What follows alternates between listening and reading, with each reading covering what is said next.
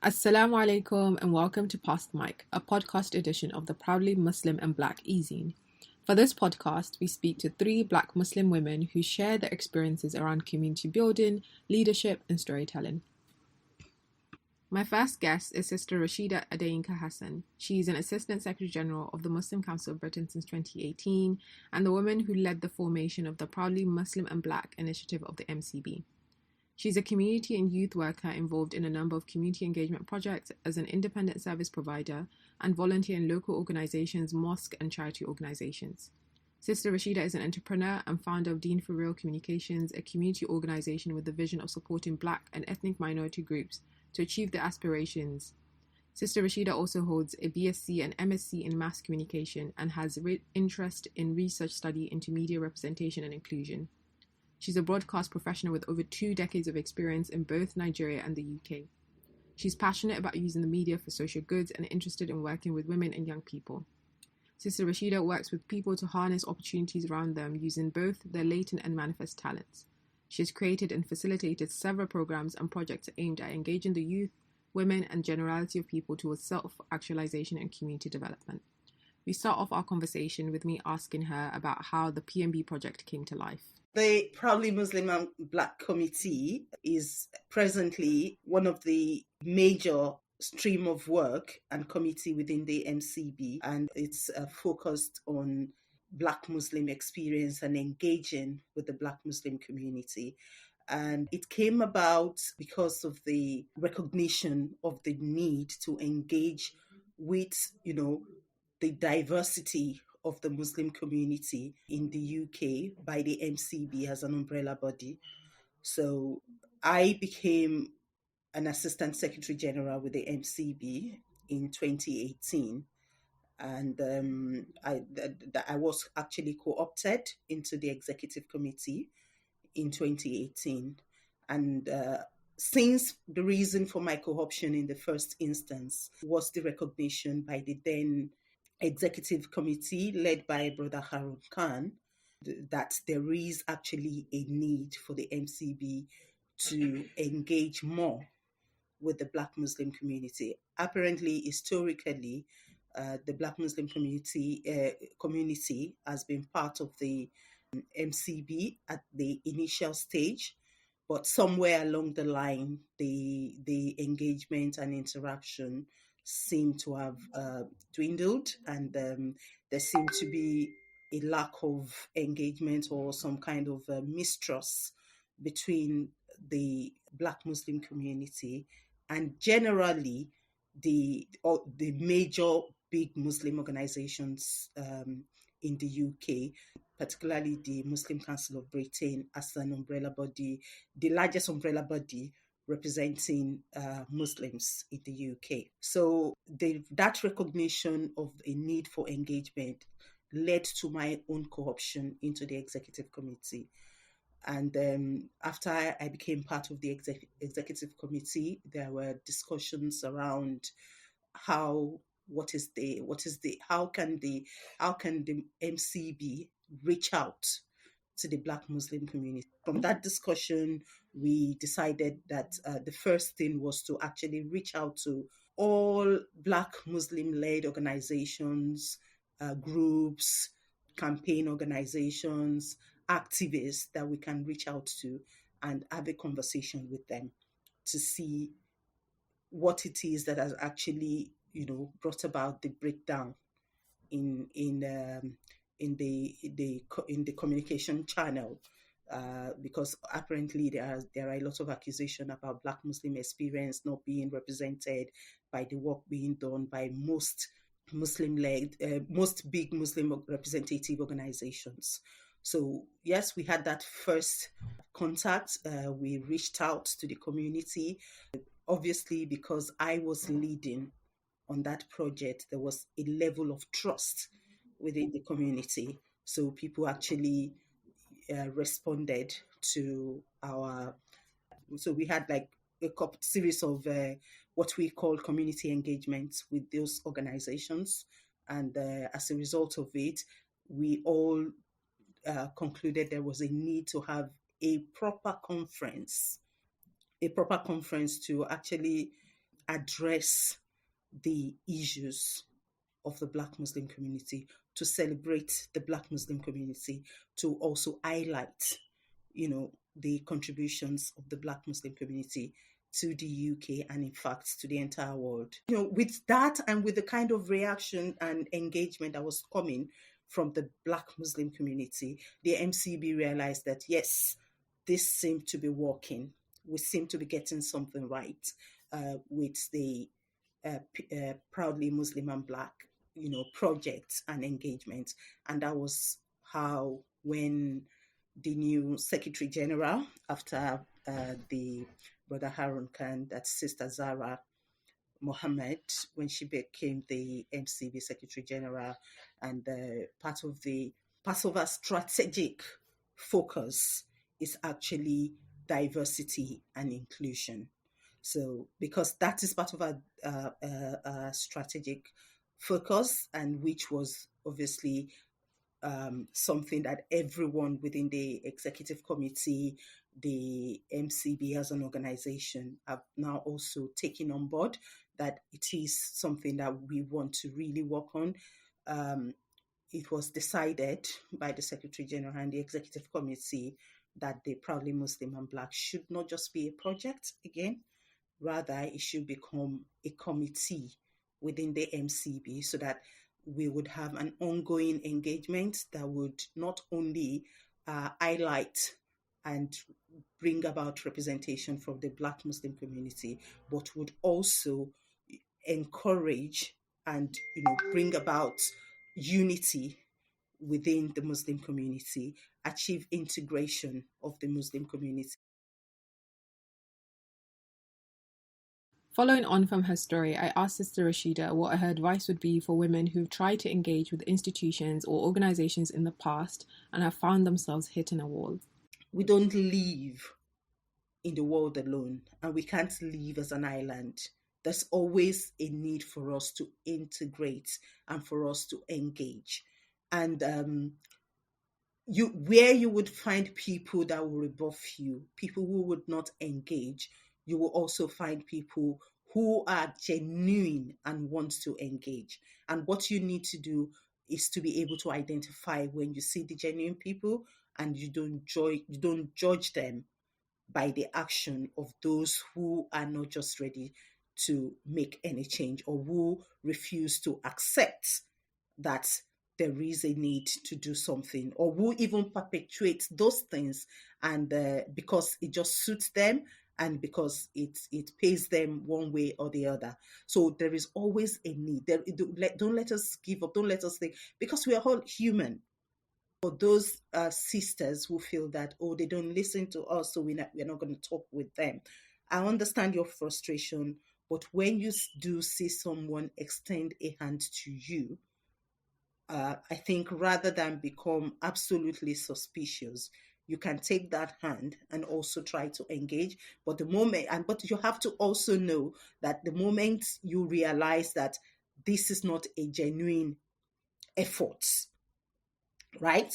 Then you can make your decision on what next to do. But I can say from my own experience that there are always people who are genuinely, just like every single one of us, wanting to address the problem of anti-Blackness, the problem of racism, the problem of discrimination, the scornfulness of those who just don't want to change. There are genuine people who know what the problems are, who want to do something about it, and who are actually able to do something about it. And there are those who are not able to do, but they are genuinely concerned, and it's always good to give them an opportunity. And for those who want to continue to perpetuate wrong, I think all you can do for them is leave them to what they are doing, and you do what you have to do. So you don't, because somebody is wanting you to fail, then you fail. Do you understand? When people want you to fail, you should actually make an attempt to pass. And where there are people who want to pull you down, who don't want you to move on, there are people who are actually ready to help you along. For someone who's been involved with community building for a very long time, I also asked her about burnout, which is something far too many women are familiar with. The first thing is to always know that you cannot do everything.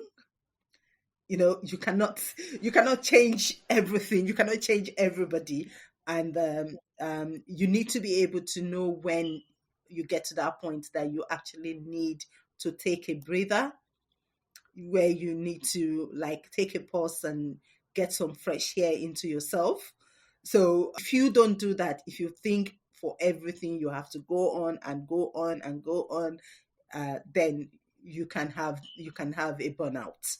You can have a burnout. And there are a lot of things that can lead to burnout. Frustration can lead to burnout when you are talking at the top of your voice and people seem not to be listening, or they are listening and they just seem not to get it, or they get it and they just seem not to be willing to do anything. And when they even do something, you feel that it is half-hearted, or sometimes it's just a tokenism and all that. So you would have all that feeling, and all that would actually lead you to wanting, to being burnout, because you keep shouting, you keep engaging, you keep combating, you keep raising the issue. And I wouldn't lie to you, I've got to that point at different levels where that has happened with me. But one thing that has always helped me is renewed intention. Sometimes you get so upset, so frustrated, so burnt out that you tell yourself, you know what, I don't want to go on again. But for me, what has always made it possible to come back and, just keep trying is I look at the consequence of not doing it. I look at the consequence. I mean, with the PMB, if I had not done, if the MCB had not given me that opportunity, if I had not taken the opportunity, um, the things that we have achieved so far, we would not have been able to achieve it. Inshallah, we'll be having the report out. Although, and I think it will be the first time we're having something like that, specifically for the Black Muslim community. And I look forward to seeing that day when we have the report out. So far, even having the quotes shared on social media, having that conference where everybody came to, having the parliament event, I know how many people have come to me to say, Alhamdulillah, we are happy this is happening. And, it has made a difference. There are a number of Black Muslim activists today who are happy now to have some level of engagement with the MCB, just because I became part of the MCB, and they could see the sincerity, in what was going on. So if you remind yourself of the consequence of not of allowing yourself to be burnt out and not being able to get up again, then I think for me it rejuvenates me. It makes me feel like, oh yes, this I know it's so frustrating. It can be sometimes overwhelming.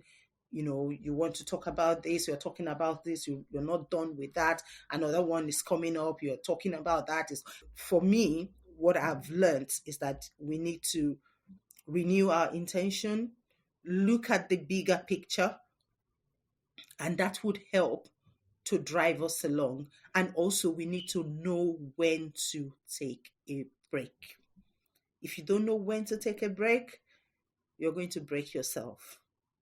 So there's always a need to realize. I'm happy. There was one of the sisters. She's well known. I'm not gonna mention her name. I was very very impressed when I got a message from her that from so time to so time, please, I do not want to be contacted for anything major because now I need time for myself. And this is somebody who is always very active. It's very important to be able to recognize when you need to take, a breath, when you need to take a breath, especially when it's very hot, when you feel like, oh, it's all coming down, or you feel really like, really, really frustrated, that is the time to just take a breath.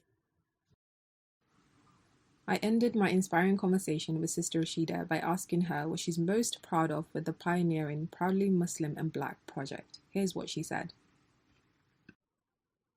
I'm most proud of the outreach we've been able to make, the engagement we've been able to make within the community. I'm very proud of the fact that we're going to be having this report out soon. I'm very proud of the fact that the MCB is engaging with these issues, the issues of diversity, the issues of anti-blackness. That platform is being given, to actually address those issues which people normally want to look away for or pretend does not exist. So I'm most proud of that. I'm most proud of the of all the of you guys, of all of you, that are working with us to make this happen. I mean, I'm proud of the committee. Sometimes I wonder, the way people are happy to volunteer their time to do the work and address the issue. It's something that I'm most proud of. My next guest is known in the community as Alaja Mujida Mebude. She's a lecturer by profession at East London College.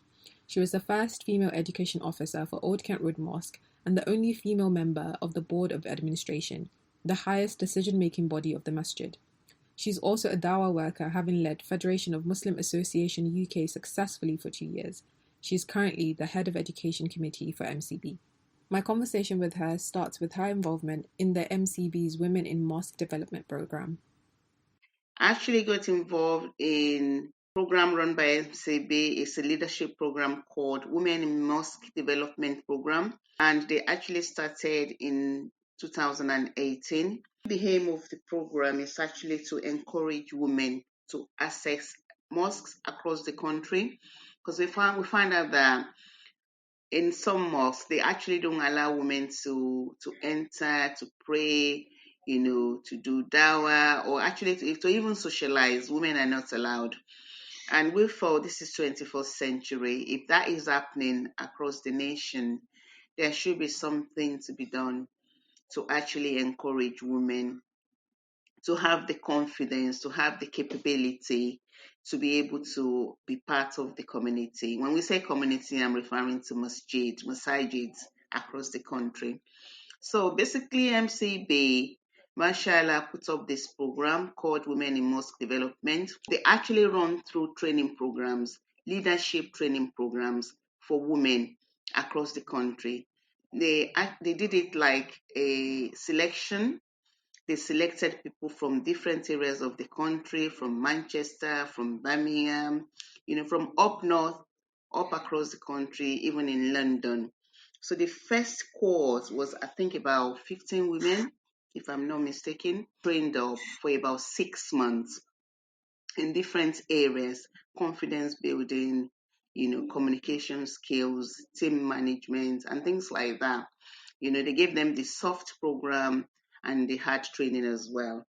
And what it did that actually made it unique was the fact that they selected women mentors. They actually had women for the first course. If I'm not mistaken, we had men as well as mentors. So all these women that were trained up were actually paired up with mentors who are community leaders in their own right to mentor them into accessing their mosque. That is number one. Number two, we also have to give them some kind of project to work on. So individual projects that they would like to do in their own mosque. So for the first year, I was one of the pioneer women mentor on the program, and I had a lady from Leicester who I mentored for the first program. And because of the success of that, the program was run for the second year. That was 2019, 2020. And I was given another lady from London who I mentored. And what I did was actually showcase our mosque to them, Old Kent Road Mosque. And the way we do things in our mosque, we have different programs for women, we have programs for youth, we have for elderly people. So I was able to take this lady to all those programs, and that actually inspired her. I also took him along to executive meeting and the board of trustee meeting as well, which I was part of. So she was actually really inspired that, okay, if people are doing this in South London, I will be able to do the same in West London, which was where she lives. And mashallah, she did well. She was able to set up a women's circle somewhere in Ealing, and I was really, really proud of this lady. So that was the involvement of myself on the Women in Mosque Development Program. Like I said, it was really good in the sense that it opens people's mind. As we know, a lot of masajid are gender biased. There is gender bias challenges in most masajid across the nation. So this program that was put together by MCB opened people's horizons into mosque, and they know that women can actually access mosque. They can do a lot of interesting and insightful programs inside the mosque. We also had a brief conversation about how best to support women in accessing and being a part of leadership in community organizations. I believe that women need to be invested on. We need to invest on our women to actually get appropriate support and development opportunities, within the community, wherever they work. They should always go for CPD. CPD means continuous professional development. That will actually inspire people to take on leadership role. Something else that I said earlier on, I didn't mention it, but it's being a role model.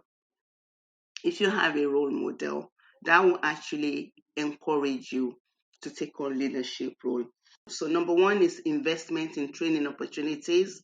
Number two is having confidence building exercise by having a role model, somebody that can actually nurture you, support you, be somebody that you can lean on. Let me use that word loosely. Someone you can lean on to seek advice from, And I believe in a very strong professional network as well, having a very strong bond of people that you can network with. They can actually encourage you, they can nurture you, they can inspire you.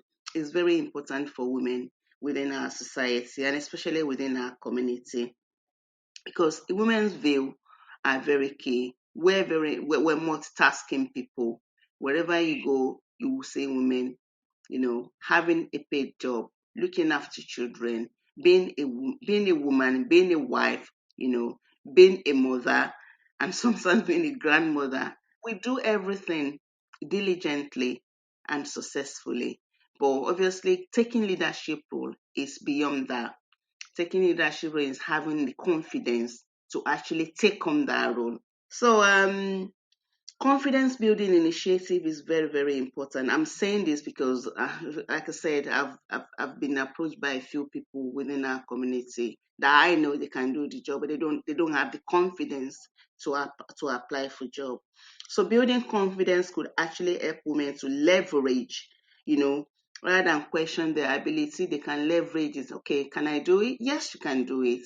That is the kind of people that we need within the community, and also some initiatives for growth and advancement. When I say people should join or they should take up continuous professional development program within their workplace, there are courses that they can do as well. A lot of confidence building courses, decision making courses, networking and critical thinking, team management, and things like that. To end our conversation, I asked her what advice she would give to a woman who finds themselves to be the only female voice in a leadership space. And I'll use myself as an example. I was an elected education officer for Old Kent Road Mosque for 4.5 years. And being an education officer actually gave me the opportunity to be part of the board of administrator of the mosque, which is the highest echelon of the organization structure of the mosque. And I was the only female with 6 men. Sometimes I feel I'm not listened to, but I used to stand my ground. I will stand my ground. I will make some negotiations. I will speak to them now and time again until I'm listened to. In any organization, you will find people that will actually they wouldn't want you to speak up, basically, because you're a woman. It's natural. But it is for you to have that. That's why I mentioned about confidence building. The more of it is got to do with confidence. You need to be able to assert yourself. You need to develop your confidence to be able to stand tall and walk tall and speak. Speak up your mind, regardless of whatever anybody wants to say. If you feel you're not being listened to, that doesn't mean you should keep quiet. You come back to the point again in another way. You negotiate with them. You make decisions with them. You're not there as a rubber stamp. You're not there as a token. You're there representing women. You are there representing yourself. You stand your integrity with them, regardless of who they are and what they are. But you're not there to fight. You are not there to bully. You are not there to be aggressive. If you are aggressive, you're not going to get anywhere. So basically, it's about negotiating, it's about asserting yourself, it's about talking with confidence, and obviously, they will listen to you. And it's about respect as well. I forgot to mention that. Respect is very key. My final guest is Munira Pilgrim, an international poet, cultural producer, writer, community researcher, broadcaster, and TEDx speaker. She conducts workshops, shares art, guest lectures, hosts, and finds alternative ways to educate and exchange ideas while focusing on methodologies of empowerment for non-centered people. At heart, Sister Munira is a storyteller concerned with telling stories to disrupt mainstream narratives of non-centered people globally. She regularly contributes to Pause for Thought on BBC Radio 2. She's an alumni associate artist with the English Touring Theatre, where she's writing her first play, and she's an in-house poet and thinker with In Between Time, where she developed the Joy Project. Sister Munira has also written for The Guardian, Amalia, Huffington Post, The Independent, Al Jazeera, Black Ballad, and various other digital and print platforms. She has been featured across the BBC network, including BBC News, as well as Sky News, Sky Arts, Al Jazeera, and various other television channels. In 2015, a documentary was commissioned and screened about her former group, Poetic Pilgrimage, called Hip Hop Hijabis. Sister Munira holds an MA in Islamic Studies, where she focused on Black British pathways to spirituality, migration, gender, and race. She holds a second MA in Women's Studies, where she focused on the intersection of faith and spirituality, race, gender, autoethnography, and methodologies of empowerment for non-centered people. Her innovation in her work and the use of poetry won her the Anne Koloski Naylor Award for Adventurous Academic Writing. She etches a poetic space of dialogue where she's accessible to all, regardless of religious and cultural boundaries. Rooted in spirituality, she uses communication and art for edification, enrichment, and change. Her debut poetry collection, That Day She Proclaimed Her Chronicles, was released in November 2021 through Burning Eye Books. We start off our conversation with me asking her about what writing and poetry means to her as a Black Muslim woman. Writing generally, poetry specifically, is everything to me. It is the articulation of who I am. It is a gift. It is a tool in which I'm able to explore, which I'm able to question, interrogate. Like, it allows me to ask questions about my faith, about of myself, about my beliefs. It helps me to excavate the things that cannot be said in other ways. And whether this is poetry that is shared or whether it's not poetry that is shared, like, I think particularly recently, I've come more in tune with the fact that poetry is my way of connection, and it allows me to connect with other people. It allows me to connect with my Lord. It allows me to connect with my surroundings in a whole host of ways. And it's not even about, the finished product. It's not even about, like, I wrote something down and I'm going to share it on stage. Much of the things, or many of the things that I write, I don't even share on stage, but it is that ability. It's like a tool that Allah has given that's allowed me to be able to just stir up the pot and ask questions. I feel like poetry gives me the opportunity, or facilitates me being more connected and connecting more to my humanness, what it means to be on this earth, what it means to be human, what it means to be a Muslim, what it means to be a woman. I'm able to, interrogate all of those things through poetry and through the process, and not just the process of writing it, but, like, oftentimes you have poems, and I do this sometimes. I have poems, and these may be the poems that answer a question, and that's great. But actually there's poems that are and that are far more than that. It's not about answering the question. You may not have the answer to the question, but even the process of being in the world and having to take note, having to look at the way how the world operates, having to think, you know these are all things that I've cultivated through the process of being a poet. So it means the world to me, and I am really thankful that I have this as a tool, and that Allah has bestowed upon me, like, the ability to be a poet, and is allowing me to grow as a poet, in sense, grow as a Muslim, and grow as a human being, and grow as a daughter, all of the various different identities that I am, that I have been, that I will be. I'm thankful that poetry allows me to do that. From the onset of our conversation, I described Sister Munira as a confident and articulate orator. Surprisingly, she challenged my description. I think, first of all, I think it's really interesting that you think I'm confident and that I'm articulate, because I would say, personally, I'm not confident. I do believe that I have some form of articulation. I always look at myself and I think, okay, how can I improve? Part of this also comes from, not being very.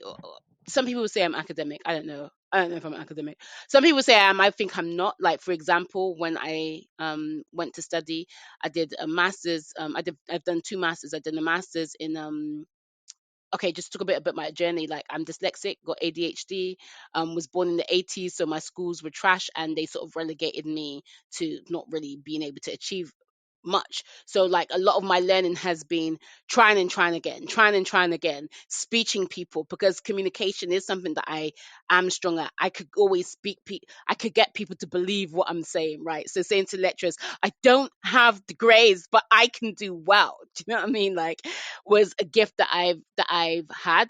Even, say, for example, in coming and doing my final MA, I, the only reason why I think I've got such a good grade on it is because I use a really experimental methodology called poetic inquiry.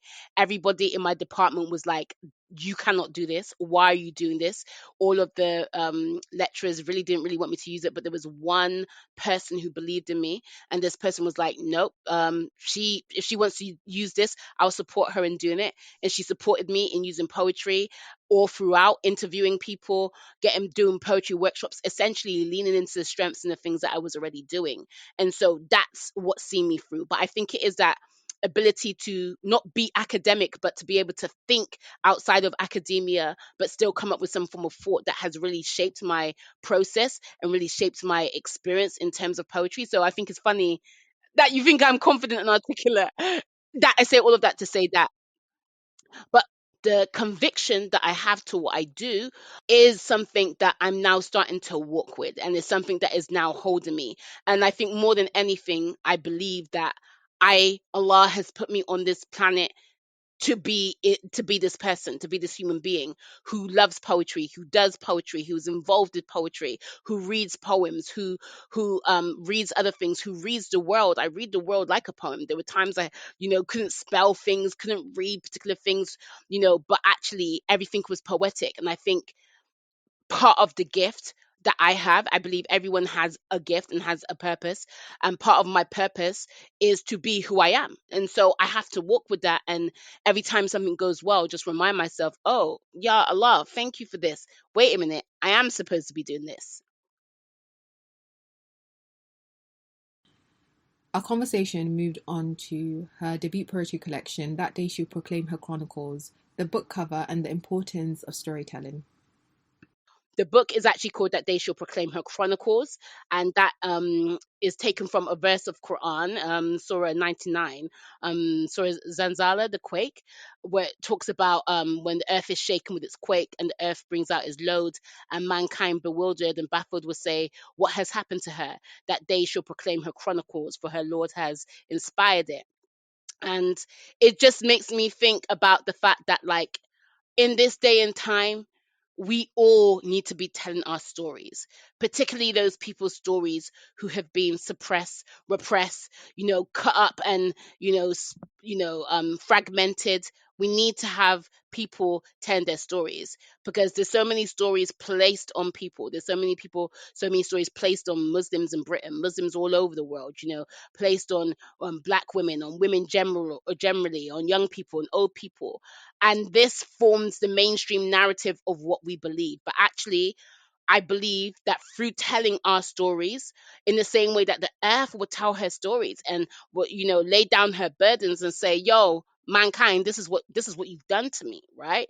We need to tell our stories. We need to speak our truth. There's so much in speaking our truth. Like, we recite the Quran, like we have conversations with people, we communicate. There's so much in communicating, and there's a power in telling our stories and telling our chronicles. It is calling truth to power, the so-called powers that be that are there, and they are in this day and time. We are reframing that, and we're saying to people, no, actually there's another story, there's another narrative. Actually, it doesn't go like this. And whereas people, there is this whole thing going back to university and I guess white supremacy as it stands. There's this whole thing in regards to, like, you have to be objective, which really, if you think that you're being objective, then you don't realize how subjective you're being, because you're just surrounded by the idea of your opinion being the right opinion and your idea being a norm. But there's this whole idea of you have to be objective. But actually, we all come to this world with our stories, with our experiences, and our experiences are a form of knowledge. What we go through are forms of knowledge, and that's why it's important to tell stories, in my opinion. This wonderful book cover was designed by, or created, by someone by the name of Serena Leah. She is a designer, or Serena Mantor. She's an artist and designer, graphic designer, and she runs a company called Wild Sugar. And I've known her for years. Years and years and years before we both were on our spiritual journeys, or should I say at the very beginning of our spiritual journeys. And so I've always wanted to work with her.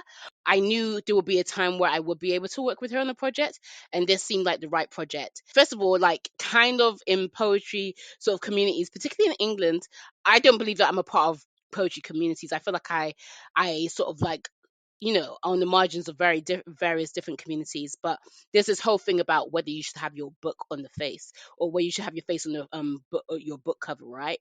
And many people don't. But I decided that I wanted to have it on there, because just in this world that we're living, we need to see more images of black women on the covers of our books, right? We need to see more images of black women, and we need to hear more voices of black women. And particularly myself as a Muslim, people who sit on those, in between communities, not even in between, they exist all inside of us. But, like, not just that, but a black Muslim woman is important to see that. So that's why I made a choice to have that. Serena based this cover off a picture image that I sent her.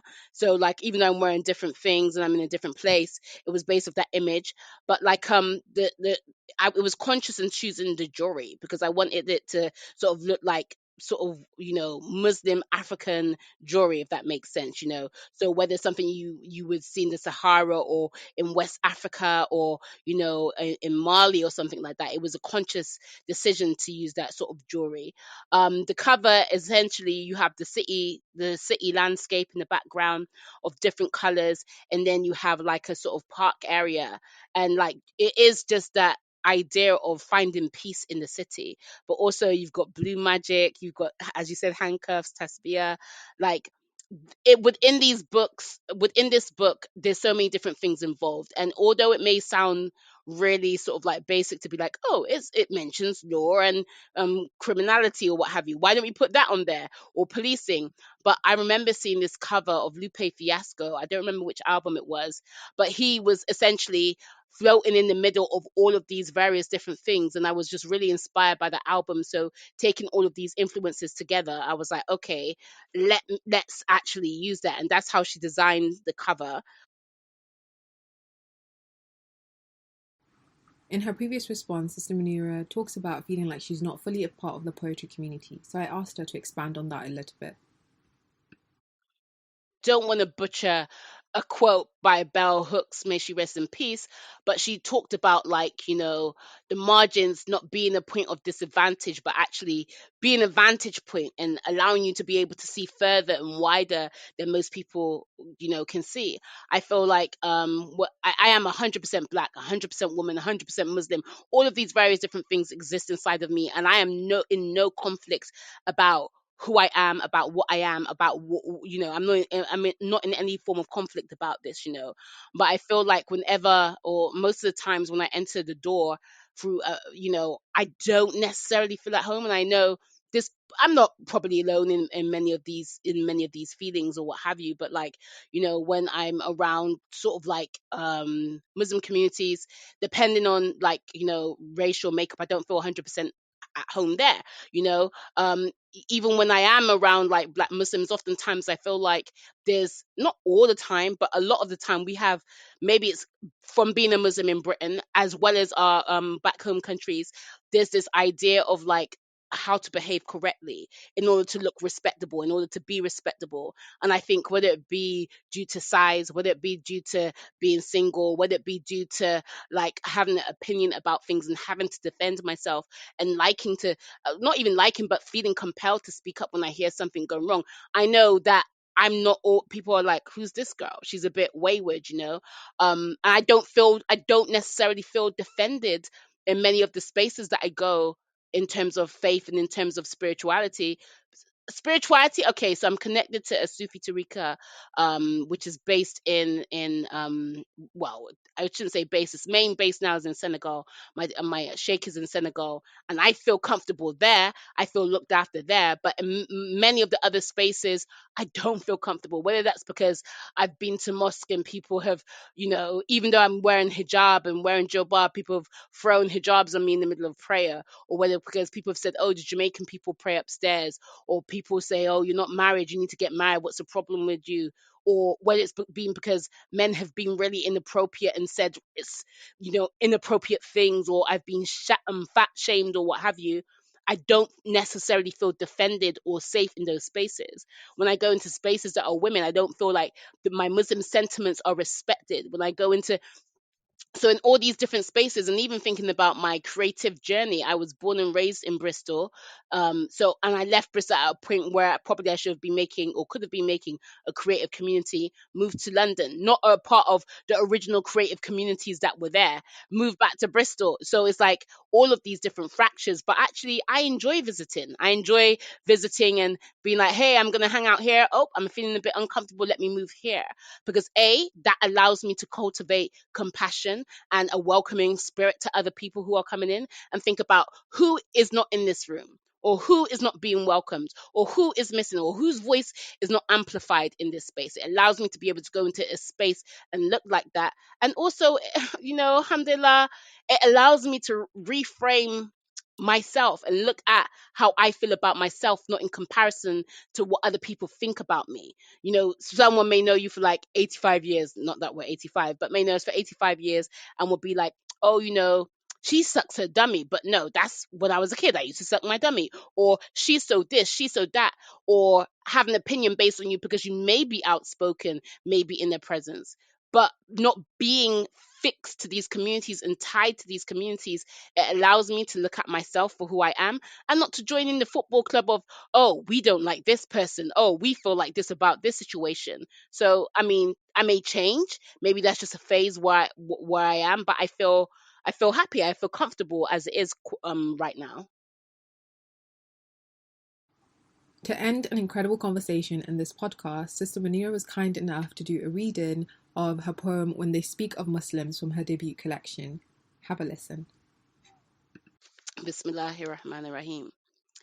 When they speak of Muslims, they are not speaking of Wallahi, Nike Air Harachis, Five Wings and Chips Boss, false lashes, turbans, and black hijabs, gold teeth, Jordans, jilbabs, and black niqabs. They are not speaking of halal beef patties, Salatul Fati, Ayatul Kursi, Ukdis, and Akis. They are not speaking of Fatima, who is also Tracy, nor Muhammad, who is sometimes Mo. They are not speaking of jazz, blues, and bebop, Pharoah Sanders and the Love Supreme, reggae sound systems and the sound men who have found Allah, of Marcus Garvey and Bob Marley, Crepton Conan and Little Sims. They are not speaking of people the color of ravens, nor diamond chiseled cheeks and constructed on jaw. They are not speaking of rubies where the white should be, nor black pupils that eclipse and cling like darts. They do not speak of croaky, high pitched women, somewhere between crooning and beseeching, singing and forecasting, sallallahu alaihi wasallam after each phrase, perched on old rusted stools, old coke crates, old tattered red and green mats made of plastic wicker. In England, they are decorative. Elsewhere, they are for prayer and vicar. Not speaking of 40 bodies stowed in the back of a lorry, charter flights to a place that is no longer home. They're not speaking of crumpled papers that state you have the right to remain, the ones the police have the right to restrain, right to prevent oxygen from getting to the brain. Instead, they are speaking of Rumi, of wise men, of Orion. It seems they liked me better back then.